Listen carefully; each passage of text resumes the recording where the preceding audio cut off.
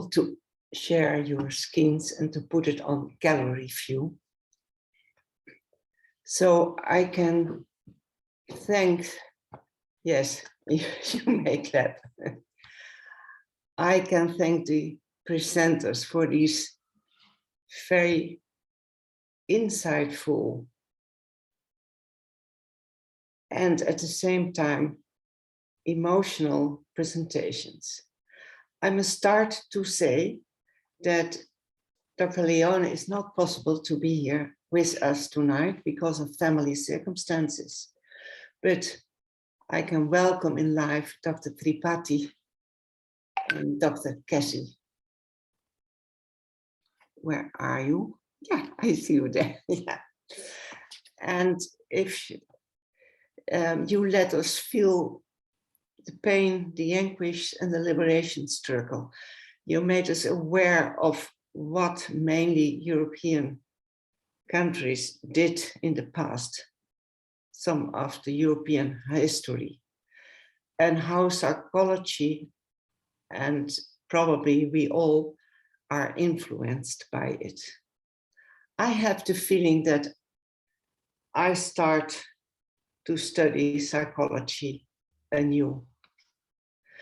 So there are many questions, and I also have some, but the first question came from Dr. Porter. Are you there? No, may I then switch to Naomi? You had a question I saw in the beginning. Yes. So this was a question for Dr. Tripathi, and I wanted to hear more of your thoughts on, as you put it, what is in present day psychology that results in epistemic violence?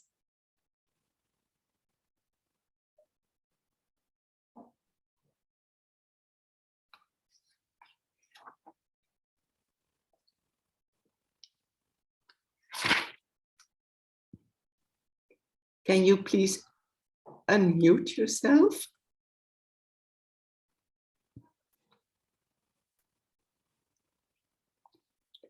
Can the Tripathi, can you unmute? It's up in the right, I think. Yeah. Thank you, Polly. I was trying to unmute myself, but it seems that the host has to do that. Oh, sorry. Thank you very much, Naomi, for that question. Let me try to understand, when you're talking about epistemic violence, what I had in mind was, what happened in the past. If you're talking about epistemic violence today, well, yes, even those, there are cases, where you will find those kinds of things. How do we understand cultural realities or psychological realities or social realities or political realities? Now, you can do that on the basis of whatever knowledge is present there, whatever knowledge is constructed by the local minds. Now, if there are influences which are coming from outside, which make you see those realities differently, there is a problem. I'm thinking in terms of ideologies, for example. I mean, right now we're talking about, one kind of, let's say that whether it is, neoliberalism or it is Marxism or there are other kinds of ideologies we can think about. But if you view, your realities based on, these kinds of lenses which you wear, then there are bound to be distortions which are going to come in. There are going to be biases which are going to come in. So, for example, Marxists are going to analyze society based on, class conflicts and other kinds of things which they will say. Now, what happens there then is that you see that there are societies where the conflicts are there, but there are classes which are able to come together, unite, and work together. How do they create shared spaces? Now, under the Marxist kind of ideology, how the locals have done it, you will not be able to understand. The conflict which is going on, let's say, between the Tutsis and the Hutus can be understood, using one kind of a lens, but it can be also used. You can also understand it using the local lenses. Now, the point which I'm trying to make here is that I think there has to be some kind of a convergence between these kinds of lenses so that you can understand political realities better, rather than using one kind of a lens which does violence to one kind of knowledge. I don't know whether I have answered your question, but I tried. Thank you. It sounds like we could talk about this for quite a while. So thank you very much. Certainly, yes. certainly.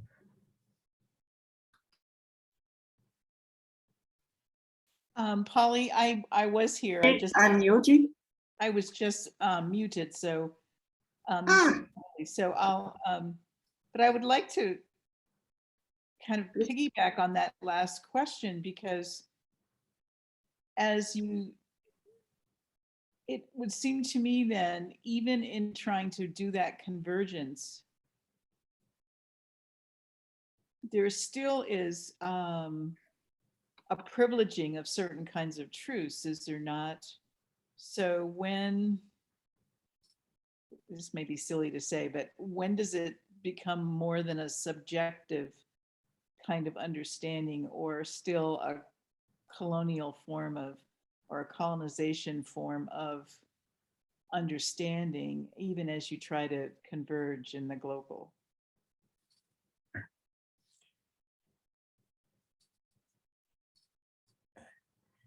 If I understand you correctly, I think what you're suggesting is that the universal or the global will probably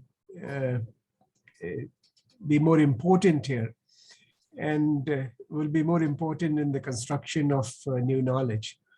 Or I think I was thinking more that the universal still comes from a privileged position. I mean, that the universal is still a distorted position.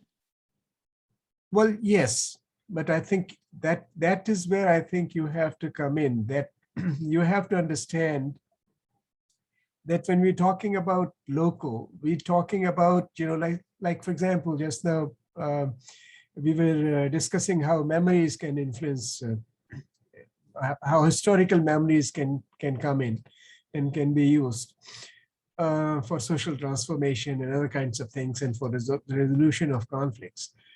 Now, what has happened actually is that the civilizational knowledge which we have has been a victim of what we're terming as a universal knowledge. In most societies, particularly I have in mind in developing societies, we've been discussing how psychological knowledge can be decolonized. My personal view is that unless you privilege your own local knowledge, which is there for understanding the minds which have come to be created, you will only be using lenses which are very different lenses. Now, even, when you're talking about resistance and other kinds of things, you will perhaps be able to sort of get rid of one kind of a mindset, but what you really need is also a new kind of a mindset. How does that mindset come to be created? You cannot remain stuck with your, let's say, history, or with whatever ancient knowledge you had. So you have to understand how your culture has evolved, what new knowledge has come to be created, and there has to be a dialogue between this new knowledge, new local knowledge, and the universal knowledge. And together they have to probably march in one direction. okay, thank you. Dr. Cassie, can you also add to these questions, please? Thanks, Polly, and hello, everyone. Good evening for me. I was thinking about Naomi's question and how some of the recent events in South Africa might help to contribute to the conversation. And we had an interesting case a couple of years ago where a publication on the cognitive functioning of colored women was published in a reputable journal, South African journal, and subsequently retracted. And it was quite an interesting case because the findings of this research were that were kind of linking low cognitive functioning to colored women who lived in low income areas. And it created such an outrage in South African society. And these kinds of papers, I think it's not an exception. It happens all the time here in America, wherever. Psychologists do that kind of research. And I think what was also interesting about it was that the writers of the piece, or the researchers, were all white and talking about the participants who were colored, so-called colored here, which added another dimension to the whole conversation about, who can do this kind of research, and the epistemic violence that comes out of it, that kind of images that keep getting perpetuated about Black women in particular as inferiority, cognitive inferiority.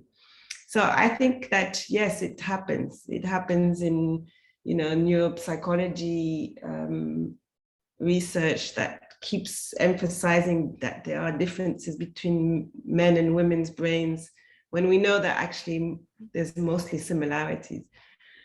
So I think that kind of, because the problem with the research is the images that get produced as a result. So it's how these types of images get interpreted and reproduced in stereotypical ways and reinforce certain ways of seeing particular, of racing particular people. I think in my work, what I've tried to do is look at how certain methodologies can be used to try and counter those power dynamics. So I do mostly qualitative research, looking at using participatory action research methods. Of course, it's not foolproof, right? Because there's always power dynamics in anything you do. But I think if you start with a participatory approach, the questions that you're going to, well, you're not coming with predetermined questions to ask your participants. It's more about learning what it is that they want to say and do, or what they think and believe, without predetermined questions, which always lead to predetermined answers in some way. And what I've tried to do recently is also co-author papers with participants in my research, so as to kind of, and that's been a really interesting process in itself, because it's about them also interpreting the data, but also it's an acknowledgement, a recognition that they are in some ways also researchers in the process, rather than trying to reduce the power dynamic between the participants and the researcher.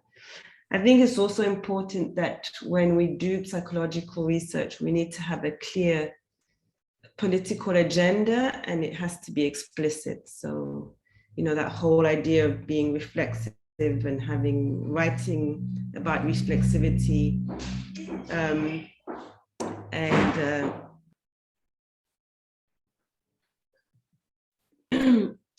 so I think those things are important to mention when we publish and write and do psychological research.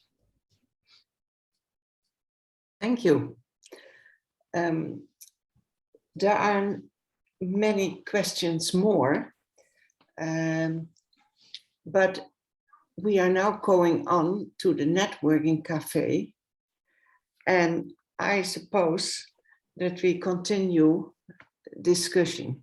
Is that okay with you all? Yes, exactly. Fantastic. So there was also a question by Adeshina Ojo. Where are you?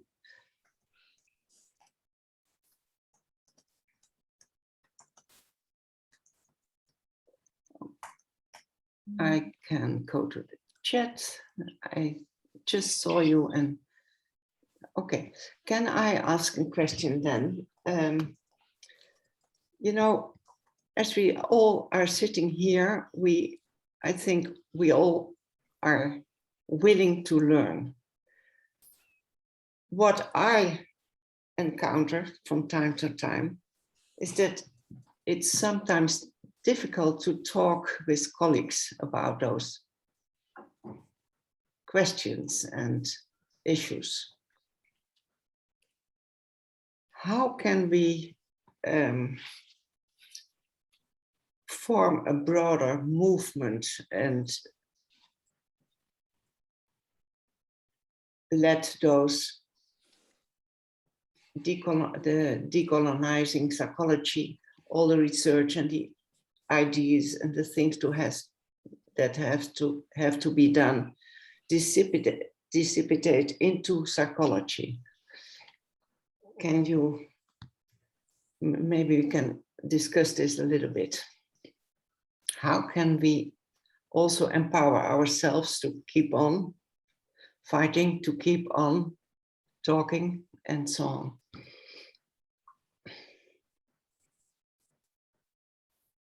Dr. Tripathi, Dr. Cassie, can you start, please? Only I agree with you. I think the very purpose of this symposium is to think of new ways of maybe answering those questions. And I think one probably sees that it's going to be some kind of a struggle. But having said that, I think if we understand very clearly that psychologists in the past have been behind creating the kind of minds which came to be created, for example, in South Africa. I don't know whether Dr. Cassie will agree with me or not. But we all know that the first Prime Minister of South Africa used to be a psychologist. We all know, how we have used psychological tests and how they have been probably been misused to categorize people. So what one will have to do is that one will have to begin with decolonizing one's own mind first. Before one starts trying to decolonize the minds of the other people. Unless you can think in a very straight fashion, you will not be able to help. If you're looking outside to serve, start reflecting and start examining your own biases. Unless we do that, we will not be probably in that pure state of mind, which will probably be able to help, which will not be able to, or probably take the kind of stand which is required for decolonization of psychology. So my answer to your question is decolonize your mind first. Starting now, I suppose. Okay. Tony, please. Thank you all very much for this wonderful session. It's very thought-provoking, and I was just responding to what Polly was saying, that we've set up a group to which we're calling Challenging Histories. And one of the things that we're exploring is where we can find people, this is in the UK, who can speak about their resistance to racism in the past, who are often silenced and they're invisible. And when Tripathi says about everybody knows about the first two prime ministers of South Africa being psychologists, actually, people don't know that. It's extraordinary how invisible a lot of the history is. So for me, part of the aim is to make this history visible, so people can begin to at least not be ignorant about it. Because although people may want to do decolonizing work, they may not understand what they're trying to do because they don't know what the stories are. And Giovanni's presentation about her Italian history, and we've heard about the Dutch history, and there's the UK history. There's a different histories of this, and learning about it, and particularly the people who were resistant, the resistors, the people who spoke out about it in the past, and they becoming the heroes. So we learn who we can learn from in the past. I think for me, that's an important part of the way we can talk to other people about this. Maybe that's also a very good moment to tell you that we start a group on decolonizing psychology, minds and society within the ICP, and started with Naomi Kerner and Alison Santos. Can you wave your hands, please? And you are also the co-chair, so if you step in, please do. Okay. I have another question. Why do we psychologists still talk about developing countries? Because it's a question. If you understand what I mean. Okay, all right, yeah, I understand that. And I think I understand that, but it also comes from the kind of mindset which I've been talking about. See, if you talk about globalization, if you talk about development, if you talk about, WTO, you talk about, AIDS being given to different countries, you're bound to have those kinds of categories which will be there. If you talk about GDP, these things probably will be coming in naturally. There are countries, where they would be saying that, well, there are so many people who are there below the poverty line. In my own country, I know the state. So they will be talking about how many, what is the state of malnutrition in different countries. Now, when you're talking about literacy, you're talking about malnutrition, you're talking about poverty, you naturally start categorizing countries into, countries where there is no poverty or less poverty, where people are well off, people are not suffering from malnutrition or literate, and so on and so forth. So what we're really basically talking about is in terms of development indicators, which somebody sitting somewhere has prescribed. Thank you. I see also a question: how do we transform a psychology based on defining normalcy as individualistic and white? That's Can you answer that question, Dr. Cassie? Holly, can you say it again, please? Oh, yes, I can see it now. Okay.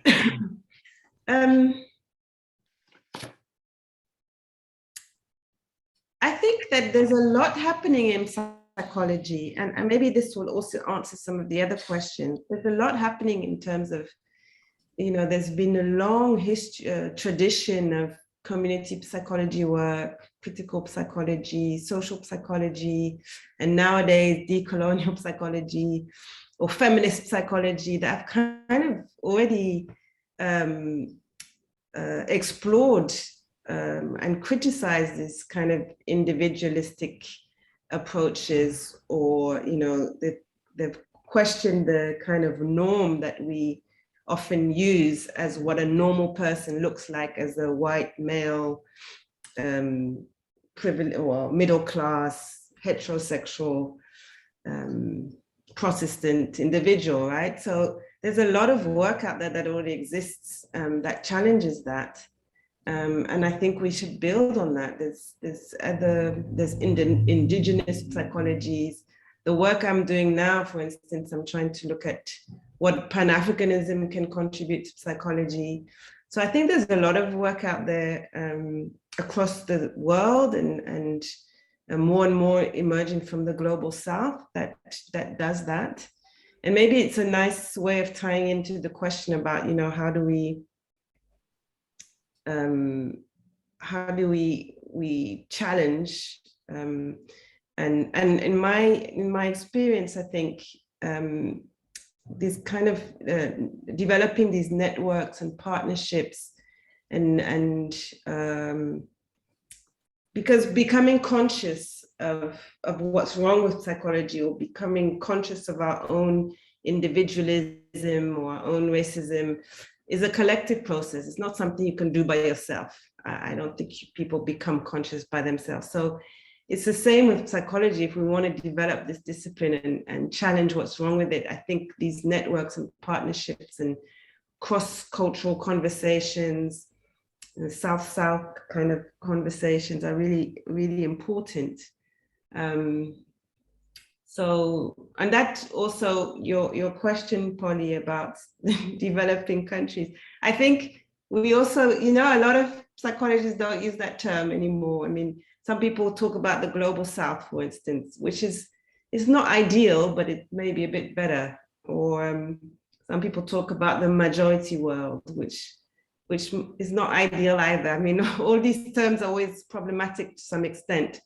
But I think developing, it does come from that whole idea of development. And there's a very interesting writer, I'm trying to remember his name, I think it's Escobar, who wrote, who says, in 1948, he's a discourse person. And in 1948, when the World Bank decided that any country where per capita income is less than $1 a day is a poor country. So suddenly there's this whole definition of poverty.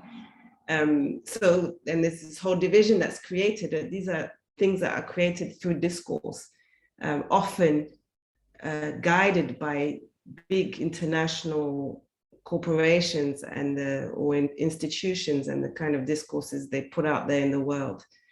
So I think, our job as psychologists is to kind of interrogate those things. Thank you. I see a question from Irma. Yes. Yes, thank you. Actually, it's a compliment for Dr. Cassie in terms of your work with qualitative research. I think that there's a tremendous need for more qualitative research and much more research transparency before that the paper gets published, and actually giving what you're going to write about to the people that you're going to write about, and getting their approval, and allowing them to edit and say, no, I don't want that here. I didn't say that. That was not the intention. Really shows humility on the part of the researcher or the anthropologist. I think we need much more. I know I'm working with some students now on some projects, you know, and I'm trained in qualitative research. I mean, I'm trained in quantitative, but really my love is qualitative, and the narrative of, you know, how do we shed light on those subjugated voices, you know, and how do we give them a voice and allow them, even ask them permission of what title do you think we could call this paper, and see what they would like to say. So I think that that's coming from a very postmodern and collaborative approach, that one is not the expert, but one has the power to highlight and publish their voices, but at the end it's in their voices. So I just wanted to compliment you on that, Dr. Cassie, for your work. Wonderful. Thank you very much. I was just going to say thank you so much for that comment. And I think a lot of, I mean, I do participatory action research work, and one of the fundamental principles is that research is about social justice and advancing social justice. So I think it's not about publishing or, you know, it's not research for the sake of research. It really has a political aim around social justice. So we try and find different ways in which we can work with participants to achieve that. Great. I saw a hand. Naomi, may I give you the floor? I guess just following up on this great question about research methodology. I know that you use photo voice in your work in various kinds of projects. And I'm wondering if you've been able to use photo voice to influence social policy, and if you could speak to those kinds of research methods and those data and their ability to influence policy and policy change. Yeah, thanks for that question. It's a really important one. So maybe I could mention an example of changing how it's influenced policy at the university level, because I've done a lot of photo voice work with students at the University of Cape Town. And it's been really interesting to, I mean, you know, photo voice is about the participants. They tell their stories using photography, written text. Sometimes it can be audio. And one of the main components of a photo voice project is to have these public exhibitions. So it's participatory, not just for the participants, but it's also about raising awareness.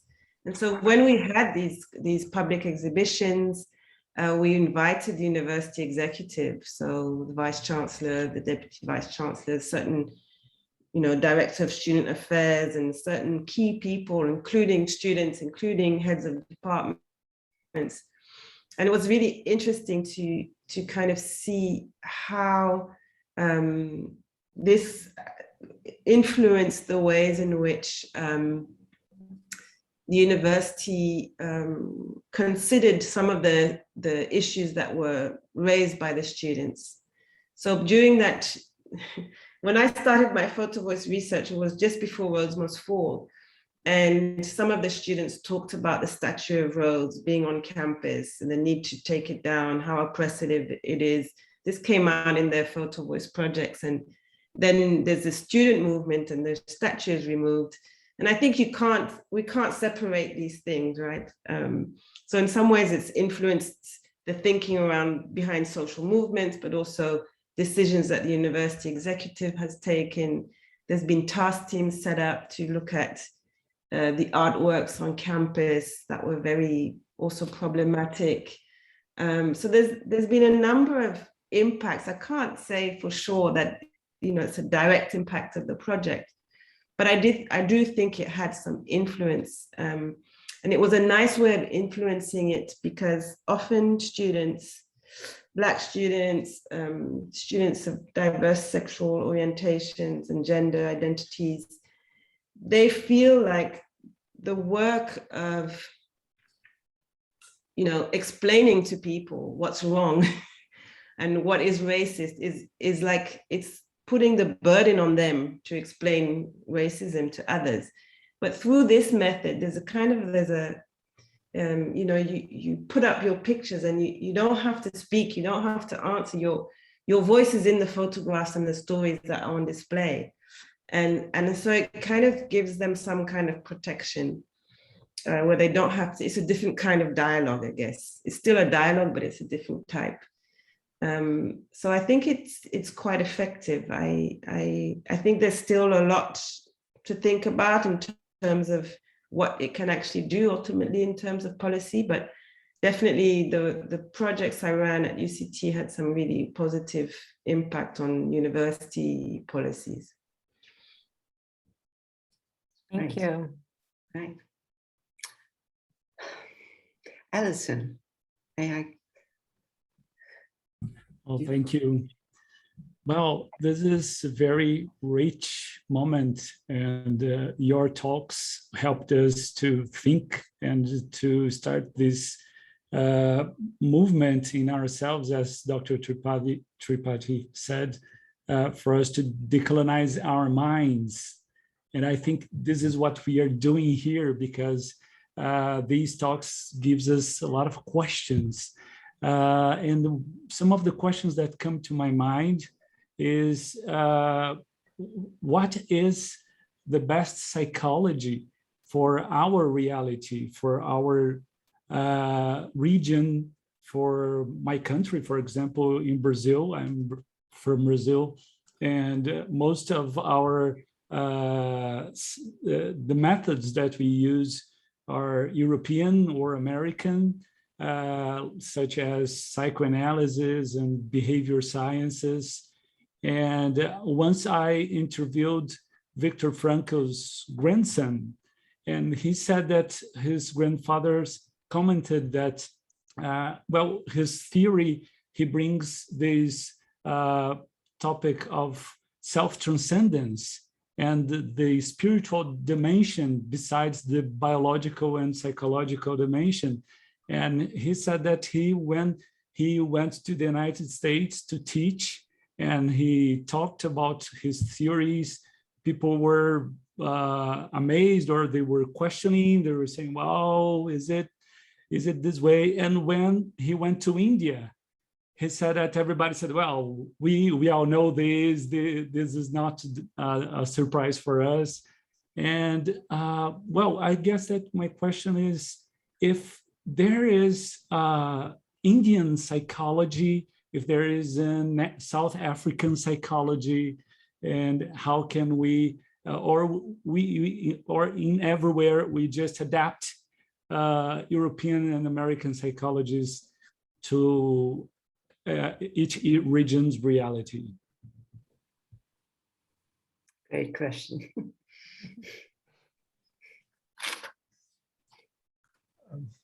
Who wants to start answering? Please. Let me try to address that question. I think it's a very interesting question.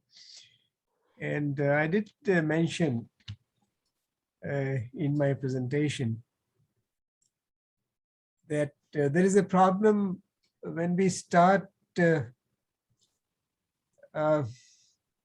seeing psychology in terms of Euro-American, African, Indian, or Latin American, or whatever Mexican psychologies. We have to concede, I think we'll concede, that human behavior is complex. And we cannot understand human behavior or psychological realities or social realities only on the basis of, one set of factors. If one is talking about Indian psychology, I can talk about that. Basically, what one is trying to do is one is trying to draw from one kind of a culture. And whatever knowledge is available in that culture is then used to understand behavior. Now, does that mean that there is no universal knowledge? And I think if you were to ask that question, then I think probably you'll be in trouble, because then we would start saying that humans everywhere are very different, and there's nothing common, among those human beings. They think differently. Yes, of course, they think differently in different contexts, within different cultures, and so on and so forth. But that also does not mean that there is no way that we can all share the same space where we can think alike. We do it. For example, we all grieve in exactly the same manner. Our grieving may be different, but loss of a dear one, is there someone who's not moved by that? Emotions, we talked about that. Memories, there are these psychological processes which I think we need to understand. But these these processes need to be understood within their context. And the point which I was trying to make was that it's here that you need to sort of seek convergence between your local knowledge and what you can call universal knowledge. Societies keep evolving and knowledge keeps evolving. And I think psychological knowledge will keep evolving, and we will perhaps have a better understanding than what we have today. So I'm not for provincializing psychology and categorizing it into Indian, African, Latin American, and so on. Thank you. There's just time, Dr. Cassie, for one sentence for you, and then we have to end, unfortunately, this session. No problem. Thank you so much for the invitation. It's been a pleasure. Maybe I can just say I agree with Dr. Tripathi. I think it's dangerous waters to start talking about, an Indian psychology and African psychology. There's been some interesting writings about what an African psychology looks like. Kopano Ratele here has written about African psychology being any psychology written in, from, or about Africa. And I think that's a nice kind of way of resolving that problem. But I do think that there's a question that we should be asking ourselves, which is about these disciplinary boundaries. And I think if we're going to really explore the full extent of what a decolonial psychology is, it's also about decolonizing knowledge and decolonizing the boundaries between our disciplines. And maybe one day we won't be talking about psychology anymore as a discipline that's outside of other disciplines. So I think maybe also some food for thought. Thank you. Thank you so much. I think this will not be the end of our discussions, but I must thank you again, Dr. Tripathi and Dr. Cassie, so much. And also Dr. Liana, I will bring our, thank you very, very much. Thank you. So I have to end this session. And